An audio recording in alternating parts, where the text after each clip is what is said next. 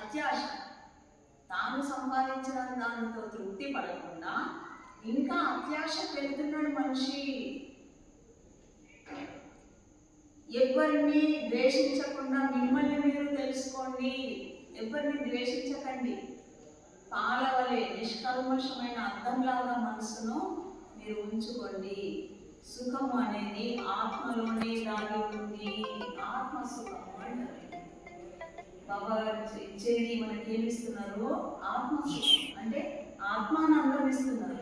మీరు ధ్యానం చేస్తే, ఎవరైనా ధ్యానం చేసి ధ్యానంలో మనం ఆత్మానందాన్ని పొందండి అంటున్నాడు. బాబా గారు ఇచ్చే ధనమే అది. బాబా గారు ఇచ్చే ఆశీర్వాదం ఏంటి? ఆత్మానందం, జ్ఞానధనం, భక్తి మార్గం, ధ్యాన మార్గం. ఇవి మనకు చూపిస్తున్నాడు బాబా గారు. కూర్చొని ఎక్కడైనా ఉండాలి సంతుమాత్మ. కానీ ప్రతి ఒక్కరి భక్తుల మనస్సును అంతర్యామి, ఆ మనసు వాళ్ళకు తెలుసుకొని ఉంటారు. బాబా గారిని మనం ఇంకా మనిషి ఆకారంలోనే చూస్తున్నాము. బాబా ఏమంటున్నారు ఇక్కడ? మీరు నన్ను మీలాగా మనిషి ఆకారమే అనుకుంటున్నారు, కానీ నేను ఎక్కడెక్కడ ఉన్న వాళ్ళైనా వాళ్ళ మనసులను నేను చూసి వస్తాను, నేను వాళ్ళ మనసునే తాకి వస్తాను అంటున్నారు ఇక్కడ. నేను కేవలం మీకు కనబడటానికి ఒక గులాబీలా కనబడుతున్నాను అంటున్నారు బాబా గారు. నా పేరు, బాబా గారి పేరు గులాబీ. నన్ను గులాబీగానే చూస్తున్నారు మీరు, కానీ నేను అందరి మనుషులను చూసి వస్తాను. కానీ నా కార్యం అగమ్య గోచరంలో ఉంటుంది. నా కార్యం ఎవరికి కనబడదు, నేను కనబడదు, నా ఆకారం మీకు కనిపిస్తుంది అంటున్నారు బాబా గారు. సంపాదించాలి, అత్యాశ. తాను సంపాదించిన దానితో తృప్తి పడకుండా ఇంకా అత్యాశ పెడుతున్నాడు మనిషి. ఎవరిని ద్వేషించకుండా మిమ్మల్ని మీరు తెలుసుకోండి. ఎవరిని ద్వేషించకండి. పాలవలే నిష్కల్మషమైన అర్థంలాగా మనసును మీరు ఉంచుకోండి. సుఖము అనేది ఆత్మలోనే దాగి ఉంది. ఆత్మ సుఖము అంటారు. బాబా ఇచ్చేది మనకి ఏమిస్తున్నారు? ఆత్మ సుఖం అంటే ఆత్మానందం ఇస్తున్నారు. మీరు ధ్యానం చేస్తే, ఎవరైనా ధ్యానం చేసి ధ్యానంలో మనం ఆత్మానందాన్ని పొందండి అంటున్నాడు. బాబా గారు ఇచ్చే ధనమే అది. బాబా గారు ఇచ్చే ఆశీర్వాదం ఏంటి? ఆత్మానందం, జ్ఞానధనం, భక్తి మార్గం, ధ్యాన మార్గం. ఇవి మనకు చూపిస్తున్నాడు బాబా గారు. 4 గంటలు వేసినా కూడా ఆ సంసారం అనే లోయ నిండదు, ఇంకా లోయగానే ఉంటుంది. దుఃఖమే మిగులుతుంది, కానీ ఈ సంసారంలో సుఖం లేదు, దొరకది అంటున్నారు బాబా గారు. బాబా గారు అనుభవంతో చెప్తున్నారు, నాకు ఈ సంసారంలో సుఖం దొరకలేదు, నాకు ధ్యానం ద్వారానే నాకు ఆత్మసుఖం దొరికింది, మీకు అదే నేను బోధిస్తున్నాను చెప్తున్నారు. ఇంతవరకు ఏ మహాత్ములు కూడా ఆత్మ గురించి ఈ విధంగా వివరించి బోధించలేదు.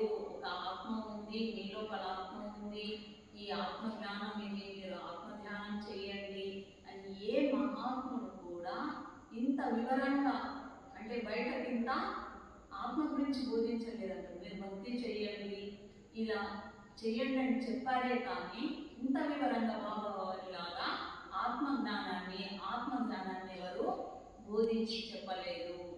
నా ఆత్మదేవుడిని దర్శించడం ఎంతో అవసరం. ముందు మన లోపల ఉన్న ఆత్మను మనం దర్శిస్తే ఇతరుల లోపల ఉన్న ఆత్మను కూడా దర్శించగలుగుతాం. ఎవరు? సంత మహాత్ములు. ఇప్పుడు బాబా మన లోపల ఉన్న ఆత్మను మనకి ఇట్లా మొక్కుతాడు. మనం బాబా దర్శనం తీసుకుంటే బాబా కూడా ఇట్లా మళ్ళీ మొక్కుతాడు. మనస్సు నిర్మలంగా ఉండి అదృష్టం కలిసి వచ్చిందంటే, నిర్మల మనసుతో ఒక్కసారి ఎక్కడున్నా మీరు దైవనామ స్మరించుకున్నట్లయితే, ఎవరైతే సంకల్పం చేస్తారో ఆ సంకల్పంతో మన కోరికలు నెరవేరుతాయంటున్నారు బాబా. మీరు ఎక్కడైనా ఉండండి, నిష్కల్మషమైన మనస్సుతో మీ సంకల్పమును దైవాన్ని అంటే గురువును స్మరించినట్లయితే అక్కడనే మీకు మీ కోరికలు నెరవేరుతాయి, మీ సంకల్పం తీరుతుంది, మీ అనుకున్న కార్యము అవుతుంది అంటున్నారు బాబా గారు. భగవంతుడి కంటే గొప్పవారు అంటున్నారు బాబా గారు. ఎందుకంటే భగవంతుడు అంటే ఉన్నాడు, కానీ భగవంతుడి గురించి చెప్పే వాళ్ళే గొప్పవాళ్ళు. ఎవరు చెప్తారు?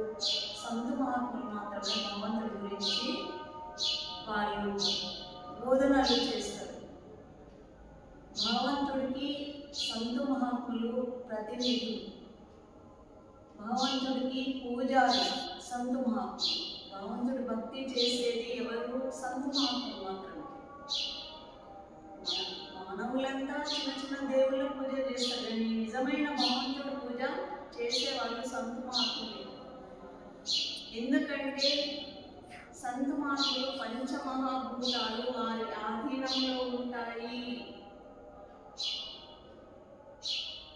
భూమి, అగ్ని, జలము, వాయువు, ఆకాశం, ఈ పంచ మహాభూతాలు వారు ఆడించినట్లుగా ఆడతాయి, అంటే వారి ఆధీనంలో ఉంటాయి ఈ పంచమహాభూతాలు.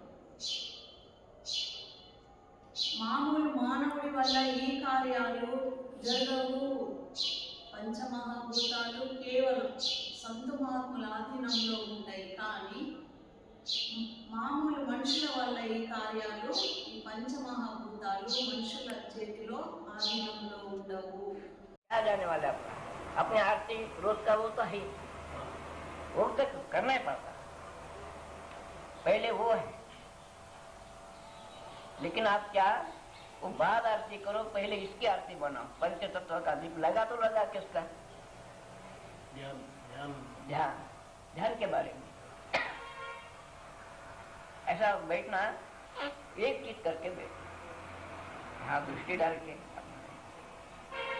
और ऐसा बैठना, ऐसा नहीं बैठना, ऐसा नहीं बैठना, ऐसा ही नहीं बैठना, ऐसा नहीं बैठना, बिल्कुल आग बंद कर, हाँ दृष्टि डाल के। तो कुछ ना कुछ एक महीने के अंदर 4 आदमी को तो यहाँ अनुभव आता मेरा विश्वास। इतना खुला, इतनी नजदीक की बात है। तुकाराम बाबा बोले न लागे साई सो दावे वनांतरा सुखे तो भरा नारायण, कि जंगल में जाने का जरूर नहीं। तुकाराम बाबा बोले कि भगवान अपने को मिला तो है। ये कितने सिद्धांत है महात्मा, कुछ खर्चे की बात नहीं। जब तब साधन में कुछ नहीं लागत, खर्च नहीं गठड़ी, भजोरे भैया राम गोविंद हरि। इसका मतलब क्या? राम राम बोल रहे हम। जब तब साधन में कुछ नहीं लागत, खर्च नहीं गठड़ी, भजोरे भैया राम गोविंद हरि।